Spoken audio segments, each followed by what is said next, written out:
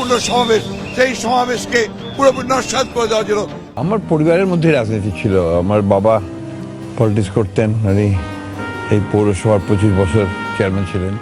সংকট, আন্দোলন আর রাজনৈতিক প্রতিকূলতার মধ্য দিয়ে প্রায় ১.৫ শতক ধরে বিএনপির মহাসচিবের দায়িত্ব পালন করছেন মির্জা ফখরুল ইসলাম আলমগীর। দীর্ঘ এই সময় দলটির কাণ্ডারি হিসেবে গুরুত্বপূর্ণ ভূমিকা রেখেছেন তিনি।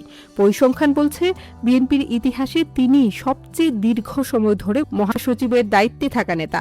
তবে শিগগিরই এই পদে পরিবর্তনের আভাস মিলছে। তাই রাজনৈতিক অঙ্গনে এখন সবচেয়ে আলোচিত প্রশ্ন, কে হচ্ছেন বিএনপির পরবর্তী মহাসচিব?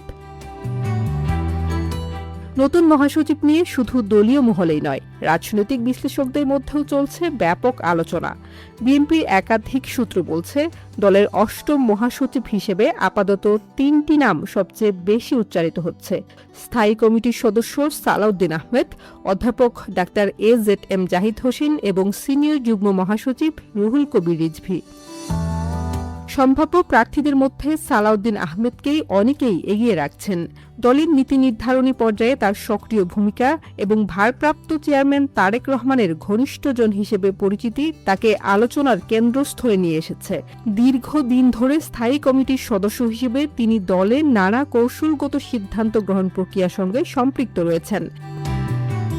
অন্যদিকে অধ্যাপক ডাক্তার AZM জাহিদ হোসেনকে বিএনপির নেতারা দক্ষ সংগঠক হিসেবেই দেখেন।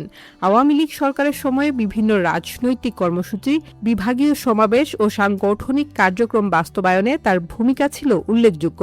মাঠ পর্যায়েও রয়েছে তার গ্রহণযোগ্যতা। পাশাপাশি খালেদা জিয়ার চিকিৎসা সেবায় দীর্ঘদিন যুক্ত থাকায় জিয়া পরিবারের আস্থাভাজন হিসেবেও পরিচিত তিনি। রুহুল কবির রিজভীর ক্ষেত্রে সবচেয়ে বেশি আলোচনায় আসে তার আন্দোলনমুখী রাজনৈতিক ভূমিকা। দীর্ঘদিন রাজপথে সক্রিয় থেকে হামলা মামলা মোকাবেলা এবং দলের দুঃসময়ে দৃঢ় অবস্থান নেয়ার কারণে নেতাকর্মীদের কাছে তিনি একজন ত্যাগী নেতা হিসেবে পরিচিতি পেয়েছেন। আলোচনায় থাকা এই ৩ নেতারই রয়েছে দীর্ঘ রাজনৈতিক অভিজ্ঞতা। তারা সবাই ছাত্রদলের সাবেক নেতা এবং জিয়া পরিবারের আস্থাভাজন হিসেবে পরিচিত। একই সঙ্গে বিএনপির ভারপ্রাপ্ত চেয়ারম্যান তারেক রহমানের কাছেও তারা গ্রহণযোগ্য। তবে শেষ পর্যন্ত এই ৩ জনের বাইরেও নতুন কোনো নাম সামনে আসতে পারে, এমন সম্ভাবনাও উড়িয়ে দিচ্ছেন না দলের একটি অংশ।